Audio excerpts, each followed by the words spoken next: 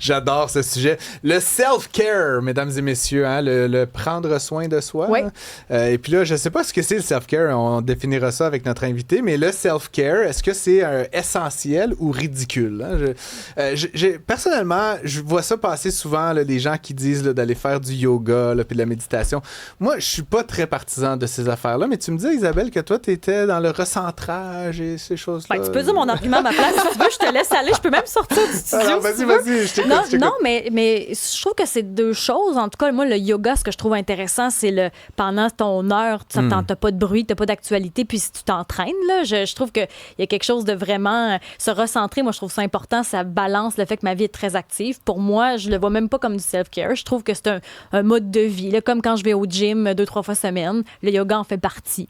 Puis, tu sais, je trouve que moi, en tout cas, j'ai besoin de ça, me recentrer. Sinon, on dirait que ça va trop vite. On a trop d'informations. Toi, tu le fais peut-être pas jamais. Jamais de moment où tu t'es pas en train de travailler. Je joue à des jeux vidéo, là, puis je regarde un film de temps en temps le soir en me relaxant. Mais je trouve qu'il y a comme tout un espèce de discours puis de vocabulaire un peu psychopop. Là, mais j'adore la psychopop. J'adore. De là, peut-être notre différence de perspective. Mais pour moi, le yoga, c'est pas de la psychopop. Mais je dis pas que c'est... Mais c'est juste un amalgame d'un paquet de pratiques là, entre les huiles essentielles, puis la journée au spa. Puis, je mélange bien des choses, mais je trouve que ça, c'est comme un phénomène de fond. Bref, Kim est Paradis, avec Kim Paradis. Coach en performance durable, ancienne massothérapeute en thérapie sportive, prof de yoga, justement. Bon, Kim, aide Francis à statuer. Le self-care, c'est quoi? Oui, ben en fait, la manière que tu en parles, le self-care, c'est comme une manière de te détendre puis de te faire sentir bien, j'ai l'impression. Non, justement, pour moi, le self-care, c'est cette espèce d'ensemble de pratiques New Age, là, très postmoderne, là, qui entremêle là, genre de l'hindouisme. Là, genre, fais le vide, écoute tes chakras. Non, mais, OK, excuse-moi. Donc, finalement, le self-care, c'est quelque chose qu'on comprend pas. Non, c'est ésotérique.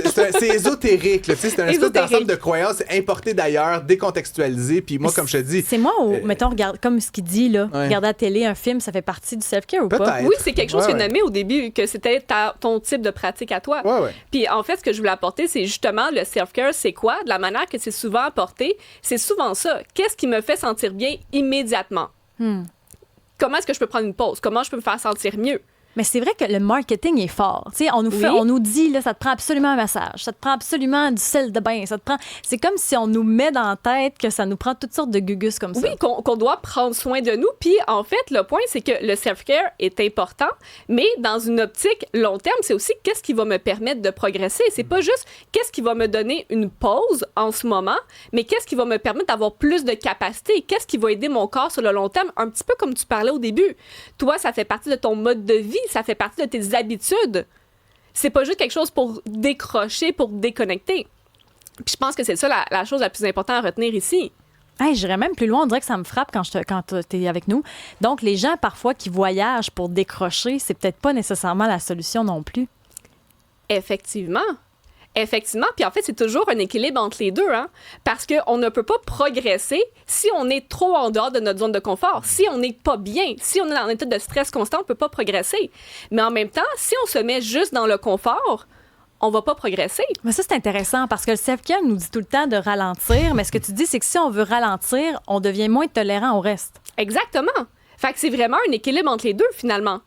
Fait que c'est où est-ce que je suis confortable, mais que je suis capable de venir stretcher ma capacité? Qu'est-ce que je peux venir challenger? Quelle habitude je peux venir implémenter dans ma vie pour faire en sorte que j'aie plus de capacité? Qu'est-ce qui va venir soutenir mon corps de manière la plus efficace? Pas qu'est-ce qui va me faire sentir bien immédiatement. Mais c'est intéressant. Moi, ça me parle beaucoup parce que souvent, j'essaie de partir en voyage une fois par année, comme récemment. Je pars à un moment où je suis complètement épuisée, je suis au bout, puis je me dis, je vais aller me ressourcer. Puis quand je reviens, on rembarque dans le train tout de suite. Puis souvent, ça prend pas longtemps qu'on se sent au moment où avant qu'on soit parti. Puis après, je me dis, oh mon Dieu, moi, mon plus gros défi, c'est le sommeil, se coucher à des heures raisonnables et tout ça. Ben, ton point est bon, Flo, puis c'est justement, je pense que moi, c'est ce qui peut-être... J'essaie de mettre le doigt sur ce qui me gosse avec cette expression-là, là, puis c'est que j'ai l'impression que c'est souvent utilisé par des gens qui négligent plein d'affaires fondamentales, puis qui se disent, je vais faire un beau voyage, je vais me relaxer pendant une semaine, puis là, je vais rembarquer dans n'importe quoi, je vais manger de la cochonnerie. Je mets ça un peu dans la même catégorie que l'Ozempic, tu sais, c'est comme avoir plein de mauvaise habitude de vie. Genre, je vais prendre un palliatif, je vais faire une journée au spa. C'est comme, coudon, dors, relax, joue à des jeux vidéo, fais des trucs, je sais pas. C'est pour ça qu'il met là, c'est son propos. Ouais, je comprends, mais mon point, c'est que je sais pas, Puis j'ai inclus le yoga. Je sais que t'es prof de yoga là-dedans, mais comme on a importé plein de pratiques ésotériques au Québec, au Canada, qui me semblent être des fuites vers mais l'avant. là, on va arrêter de courir, on va arrêter de faire du vélo, on peut pas faire de sport, c'est ça, là. Le yoga, c'est du sport. Ouais, peut-être. On pourrait en débattre aussi, mais... Ça dépend toujours dans quelle optique on va faire le yoga. Ouais. Est-ce qu'on fait le yoga parce que, justement, ça fait partie de ta pratique, puis toi, c'est un moment où est-ce que, justement, tu peux te recentrer, pousser tes limites, c'est un moment pour toi, ou est-ce que tu le fais parce que tu te dis, toute ma semaine, j'ai mal mangé, j'ai mal dormi, mais là, je vais aller faire du self-care. C'est l'intention. Ouais. Parce que c'est ça, c'est que le self-care sur la place publique est vraiment mal véhiculé, dans le fond. Oui, c'est véhiculé comme une activité que tu rajoutes à ta semaine pour prendre soin de toi, plutôt que de regarder quelle habitude est-ce que j'ai besoin de changer pour supporter mon corps de manière plus efficace, Donc, finalement. prendre soin de soi, ce serait, dans le fond, ce qu'on répète tout le temps, là, bien manger, dormir à des heures régulières, ce serait un peu ça. Oui, exactement. Finalement, c'est ça. C'est pas sexy, fait que c'est pour ça que les gens en parlent pas. Ben oui, exactement. Puis l'autre affaire qu'il faut comprendre, c'est quand que les gens ont besoin de self-care, c'est parce que leur corps réclame un break. Leur corps est dérégulé, leur corps est pas bien. Fait qu'ils ont besoin de la validation de, justement, c'est correct de prendre un moment pour toi. Et c'est correct, mais dans l'optique long terme, après ça, c'est un petit peu comme quelqu'un qui s'est blessé. Tu t'es fracturé le bras. Ton médecin, il va te dire, faut pas que tu bouges pendant un mois.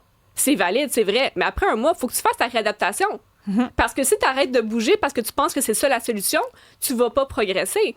Mais c'est la même idée avec le self-care. C'est correct si tu as besoin d'une pause, mais après ça, qu'est-ce que tu fais pour renforcer tes capacités? Ben, c'est peut-être la job, c'est peut-être pas ton bon emploi, c'est peut-être les heures de travail, il y a peut-être quelque chose que tu mets pas assez ou trop dans ta routine. Dans le fond, c'est les habitudes de vie en général plutôt que d'acheter la gogosse. Exactement. Puis les gogos, justement, il y en a plein qui naissent et meurent. Là. Le yoga, c'est une affaire. Le pilates, les bubble iced tea. Je veux dire, c'est pas pareil. J'ai l'impression... Tu mélanges vraiment beaucoup de choses. C'est plein d'affaires dont on n'avait pas besoin à la base. Dormir, bien manger. Tu mélanges beaucoup de choses. Oui, mais parce que justement, j'ai l'impression qu'on a suivi un paquet de modes qu'on a pris ailleurs qui font juste rajouter de la complexité dans la tête des gens puis qu'on oublie complètement les fondamentaux de vivre une vie simple, une vie équilibrée. Fait que là, c'est comme on s'accroche le wagon à la dernière patente qui vient de je ne sais trop du Zimbabwe là, ou de l'Indonésie profonde. Je sens qu'on se perd à quelque part dans ce marketing du bien-être puis qu'on oublie de juste, je sais pas, prendre